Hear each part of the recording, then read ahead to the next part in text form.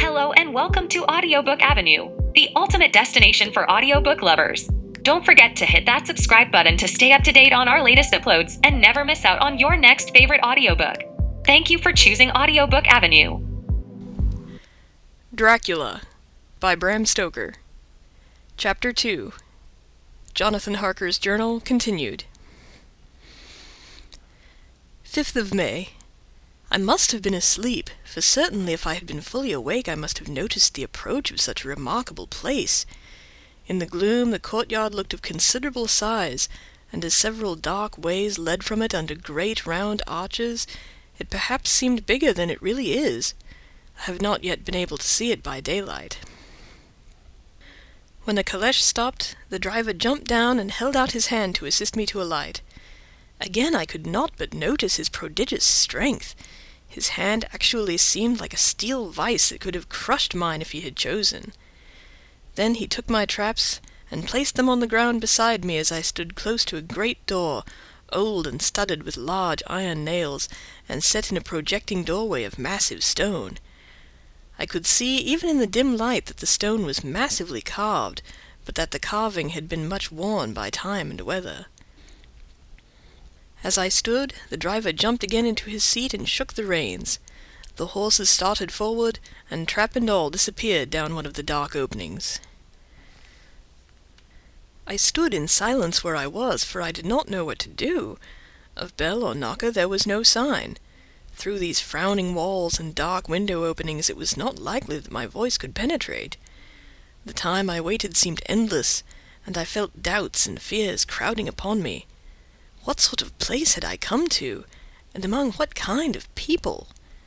What sort of grim adventure was it on which I had embarked? Was this a customary incident in the life of a solicitor's clerk sent out to explain the purchase of a London estate to a foreigner? Solicitor's clerk. Mina would not like that. Solicitor, for just before leaving London I got word that my examination was successful and I am now a full-blown solicitor. I began to rub my eyes and pinch myself to see if I were awake. It all seemed like a horrible nightmare to me, and I expected that I should suddenly awake and find myself at home, with the dawn struggling in through the windows, as I had now and again felt in the morning after a day of overwork. But my flesh answered the pinching test, and my eyes were not to be deceived. I was indeed awake and among the Carpathians. All I could do now was to be patient and to wait the coming of morning. Just as I had come to this conclusion I heard a heavy step approaching behind the great door, and I saw through the chinks the gleam of a coming light. Then there was the sound of rattling chains and the clanking of massive bolts drawn back. A key was turned with the loud grating noise of long disuse, and the great door swung back. Within stood a tall old man, clean-shaven save for a long white moustache, and clad in black from head to foot without a single speck of color about him anywhere. He held in his hand an antique silver lamp, in which the flame burned without a chimney or globe of any kind, throwing long, quivering shadows as it flickered in the draught of the open door. The old man motioned me in with his right hand with a courtly gesture, saying in excellent English, but with a strange intonation, "Welcome to my house. Enter freely, and of your own free will."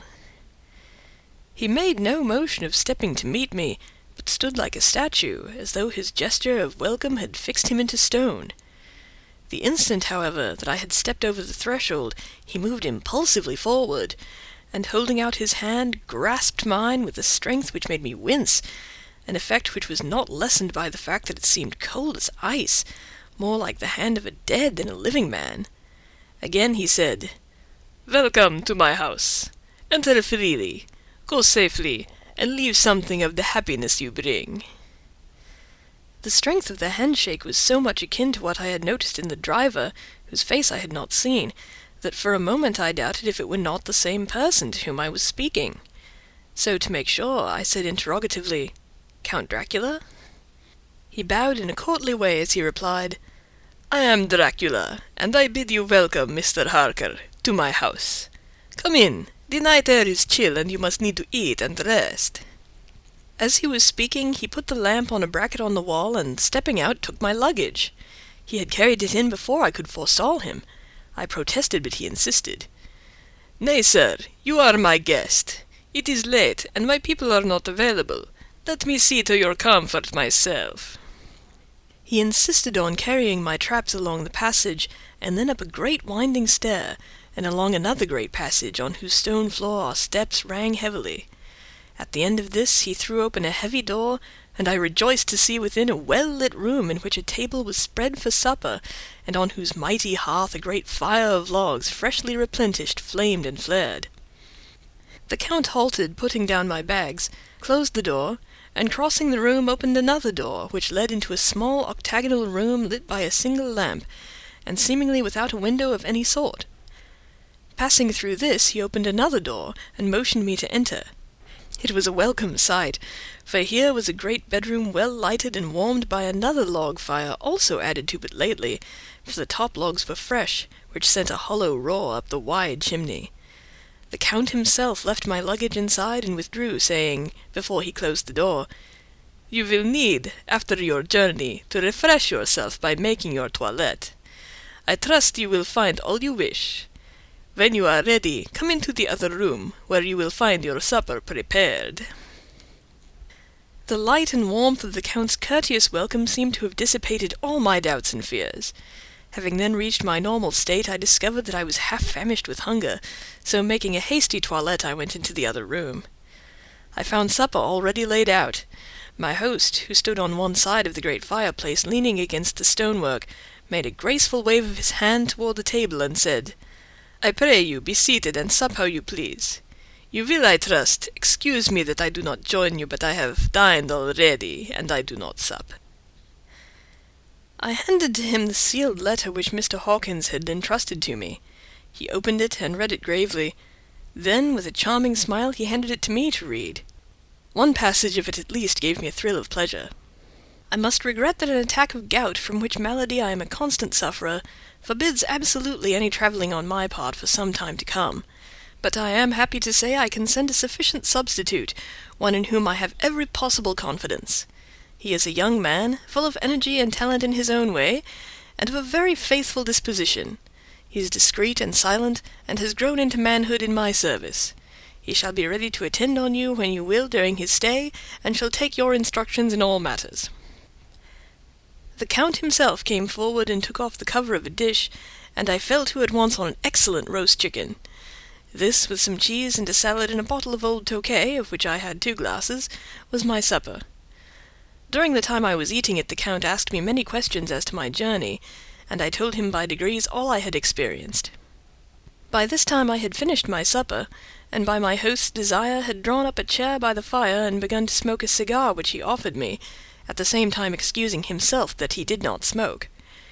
I had now an opportunity of observing him, and found him of a very marked physiognomy.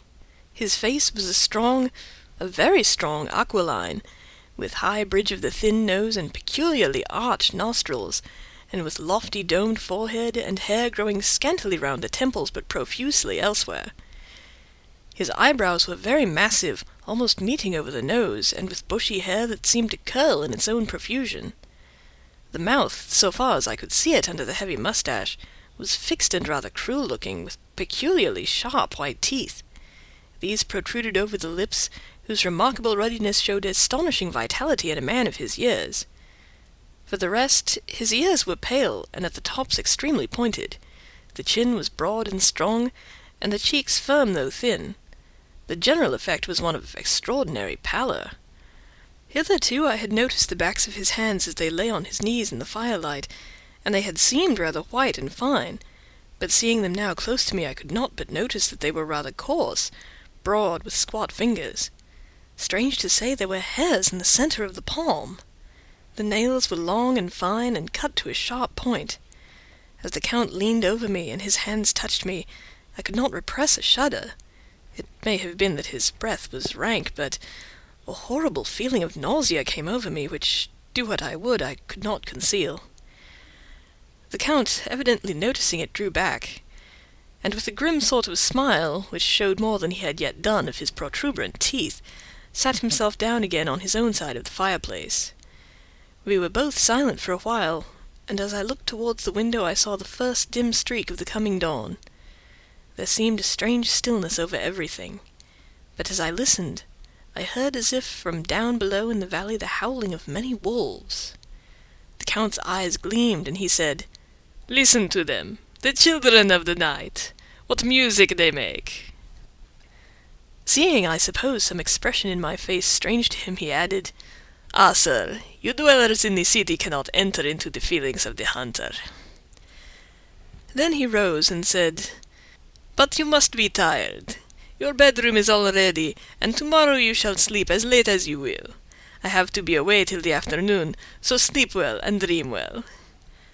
With a courteous bow, he opened for me himself the door of the octagonal room, and I entered my bedroom. I am all in a sea of wonders. I doubt. I fear. I think strange things which I dare not confess to my own soul. God keep me, if only for the sake of those dear to me.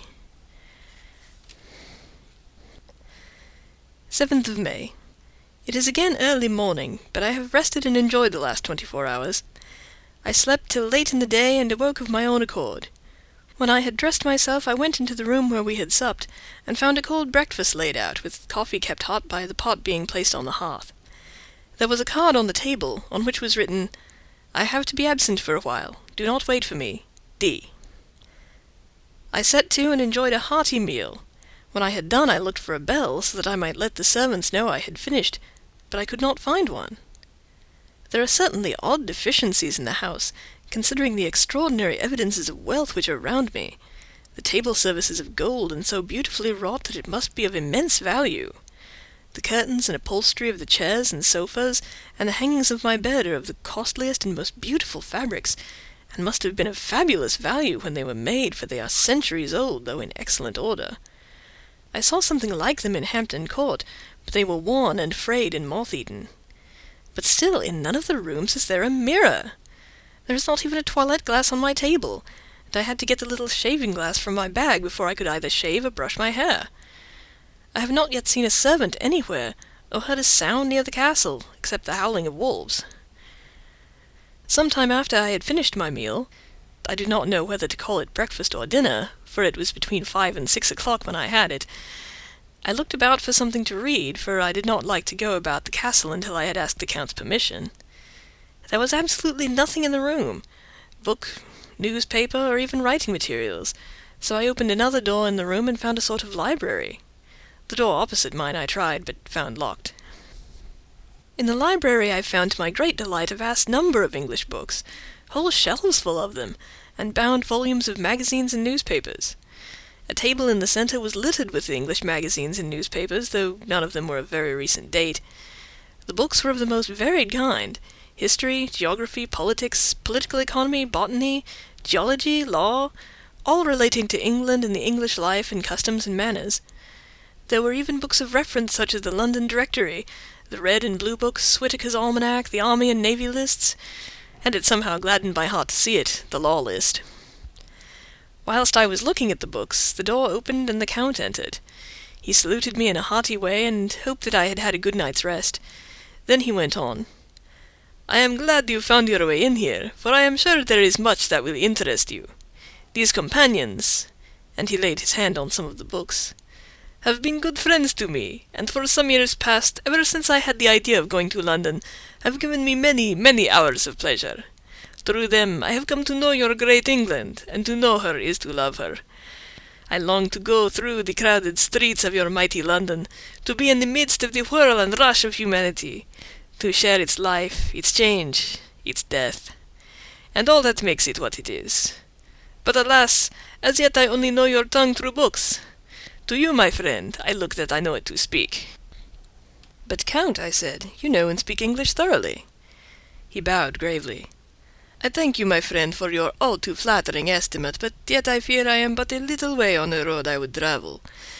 True, I know the grammar and the words, but yet I know not how to speak them." "Indeed," I said, "you speak excellently." "Not so," he answered. "Well, I know that, did I move and speak in your London, none there are who would not know me for a stranger.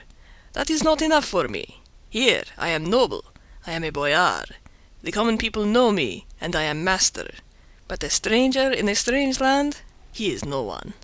Men know him not, and to know not is to care not for.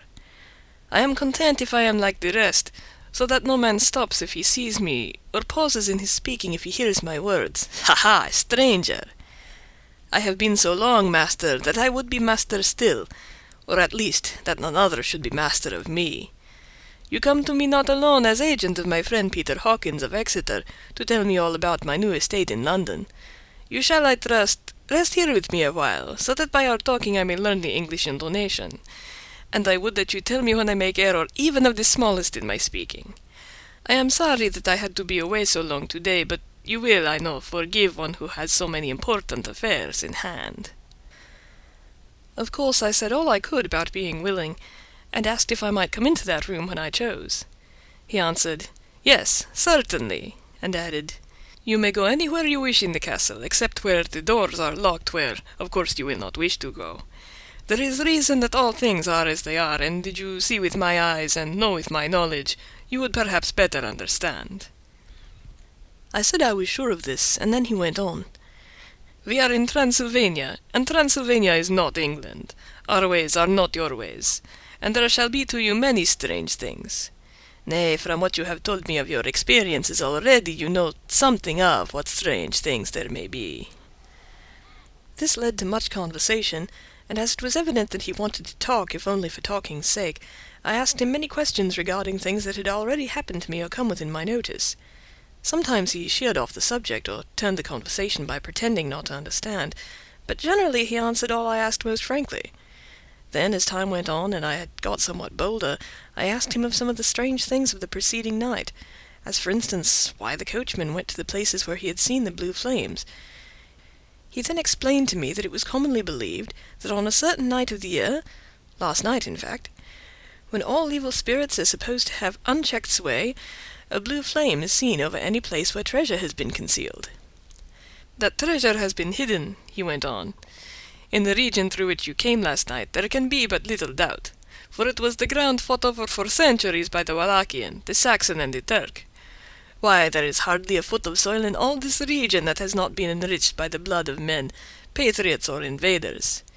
In the old days there were stirring times, when the Austrian and the Hungarian came up in hordes, and the patriots went out to meet them, men and women, the aged and children too, and waited their coming on the rocks above the passes that they might sweep destruction on them with their artificial avalanches. When the invader was triumphant, he found but little, for whatever there was had been sheltered in the friendly soil." "But how," said I, "can it have remained so long undiscovered, when there is a sure index to it if men will but take the trouble to look?" The Count smiled, and as his lips ran back over the gums, the long, sharp canine teeth showed out strangely. He answered, "Because your peasant is at heart a coward and a fool. Those flames only appear on one night, and on that night no man of this land will, if he can help it, stir without his doors. And, dear sir, even if he did, he would not know what to do. Why, even the peasant that you tell me of, who marked the place of the flame, would not know where to look in daylight even for his own work. Even you would not, I dare be sworn, be able to find these places again." "There you are right," I said. "I know no more than the dead where even to look for them." Then we drifted on to other matters. "Come," he said at last, "tell me of London, and of the house which you have procured for me." With an apology for my remissness, I went into my own room to get the papers from my bag. Whilst I was placing them in order, I heard a rattling of china and silver in the next room, and as I passed through, noticed that the table had been cleared and the lamp lit, for it was by this time deep into the dark. The lamps were also lit in the study or library, and I found the Count lying on the sofa reading, of all things in the world, an English Bradshaw's Guide. When I came in, he cleared the books and papers from the table, and with him I went into plans and deeds and figures of all sorts. He was interested in everything, and asked me a myriad questions about the place and its surroundings. He clearly had studied beforehand all he could get on the subject of the neighborhood, for he evidently at the end knew very much more than I did. When I remarked this, he answered, "Well, but my friend, is it not needful that I should? When I go there, I shall be all alone, and my friend Harker Jonathan, nay, pardon me, I fall into my country's habit of putting your patronymic first. My friend Jonathan Harker will not be by my side to correct and aid me. He will be in Exeter, miles away, probably working at papers of the law with my other friend Peter Hawkins. So?" We went thoroughly into the business of the purchase of the estate at Purfleet. When I had told him the facts, and got his signature to the necessary papers, and had written a letter with them ready to post to Mr. Hawkins, he began to ask me how I had come across so suitable a place. I read to him the notes which I had made at the time, and which I inscribe here. At Purfleet, on a by-road, I came across just such a place as seemed to be required, and where there was displayed a dilapidated notice that the place was for sale. It was surrounded by a high wall of ancient structure, built of heavy stones, and has not been repaired for a large number of years. The closed gates are of heavy old oak and iron, all eaten with rust. The estate is called Carfax, no doubt a corruption of the old Quatre Face, as the house is four-sided, agreeing with the cardinal points of the compass. It contains in all some 20 acres, quite surrounded by the solid stone wall above mentioned.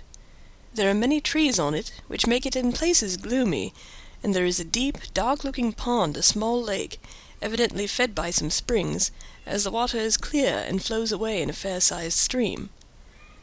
The house is very large, and of all periods back, I should say to medieval times, for one part is of stone immensely thick, with only a few windows high up and heavily barred with iron.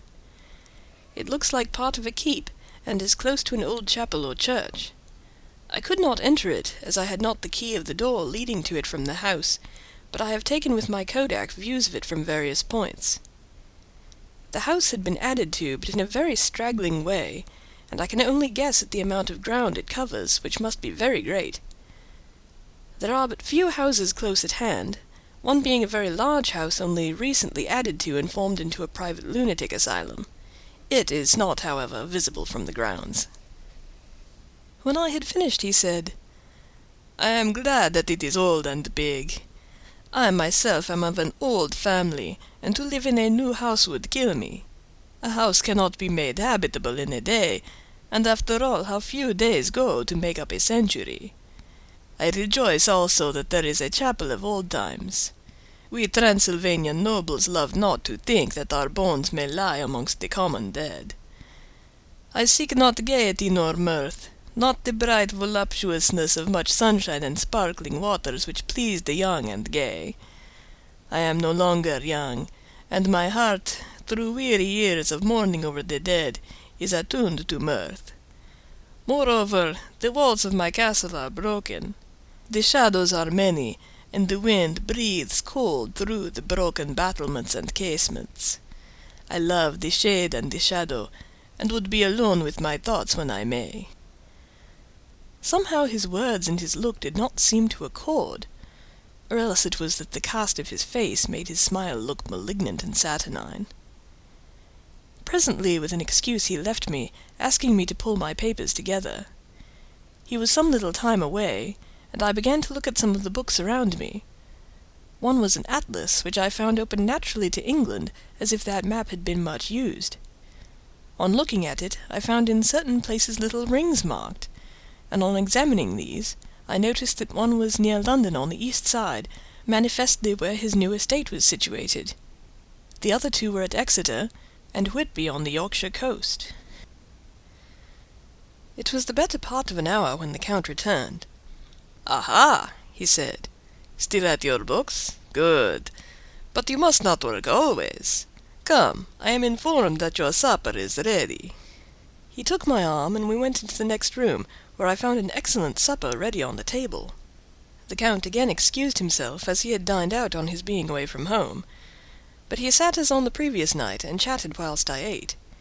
After supper I smoked as on the last evening, and the Count stayed with me, chatting and asking questions on every conceivable subject, hour after hour. I felt that it was getting very late indeed, but I did not say anything, for I felt under obligation to meet my host's wishes in every way. I was not sleepy, as the long sleep yesterday had fortified me, but I could not help experiencing that chill which comes over one at the coming of the dawn, which is like, in its way, the turn of the tide. They say that people who are near death die generally at the change to dawn or at the turn of the tide. Anyone who has, when tired, and tied as it were to his post, experienced this change in the atmosphere can well believe it. All at once we heard the crow of the cock coming up with preternatural shrillness through the clear morning air. Count Dracula, jumping to his feet, said, "Why, there is the morning again! How remiss I am to let you stay up so long! You must make your conversation regarding my dear new country of England less interesting, so that I may not forget how time flies by us." And with a courtly bow, he quickly left me. I went into my room and drew the curtains, but there was little to notice. My window opened into the courtyard. All I could see was the warm grey of the quickening sky. So I pulled the curtains again, and have written of this day.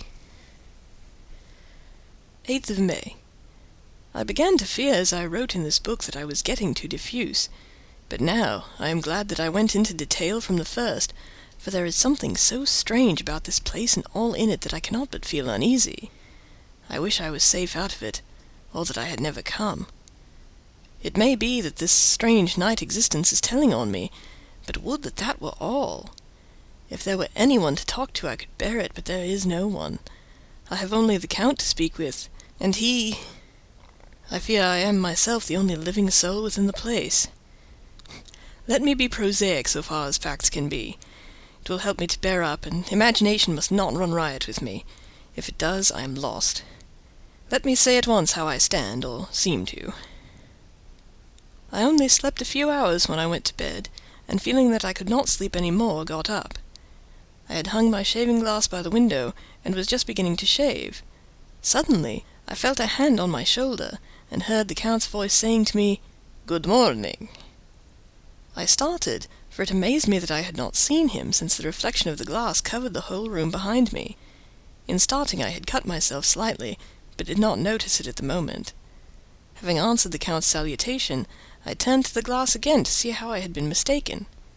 This time there could be no error, for the man was close to me, and I could see him over my shoulder, but there was no reflection of him in the mirror. The whole room behind me was displayed, but there was no sign of a man in it, except myself. This was startling, and coming on top of so many strange things, was beginning to increase that vague feeling of uneasiness which I always have when the Count is near. But at the instant I saw that the cut had bled a little, and the blood was trickling over my chin. I laid down the razor, turning as I did so half round to look for some sticking plaster. When the Count saw my face, his eyes blazed with a sort of demoniac fury, and he suddenly made a grab at my throat. I drew away, and his hand touched the string of beads which held the crucifix. It made an instant change in him, for the fury passed so quickly that I could hardly believe that it was ever there. "Take care," he said. "Take care how you cut yourself. It is more dangerous than you think in this country." Then, seizing the shaving glass, he went on, "And this is the wretched thing that has done the mischief. It is a foul bauble of man's vanity. Away with it!" And opening the window with one wrench of his terrible hand, he flung out the glass, which was shattered into 1,000 pieces on the stones of the courtyard far below. Then he withdrew without a word. It is very annoying, for I do not see how I am to shave, unless in my watch case or the bottom of the shaving pot, which is fortunately of metal. When I went into the dining room, breakfast was prepared, but I could not find the Count anywhere, so I breakfasted alone. It is strange that as yet I have not seen the Count eat or drink. He must be a very peculiar man. After breakfast, I did a little exploring in the castle. I went out on the stairs and found a room looking towards the south. The view was magnificent, and from where I stood there was every opportunity of seeing it. The castle is on the very edge of a terrific precipice. A stone falling from the window would fall 1,000 feet without touching anything. As far as the eye can reach is a sea of green treetops, with occasionally a deep rift where there is a chasm. Here and there are silver threads where the rivers wind in deep gorges through the forests. But I am not in heart to describe beauty, for when I had seen the view I explored further. Doors, doors, doors everywhere, and all locked and bolted. In no place save from the windows in the castle walls is there an available exit. The castle is a veritable prison, and I am a prisoner. Thank you for listening to the audiobook on at Audiobook Avenue. Don't forget to subscribe to the channel to stay up to date on new releases.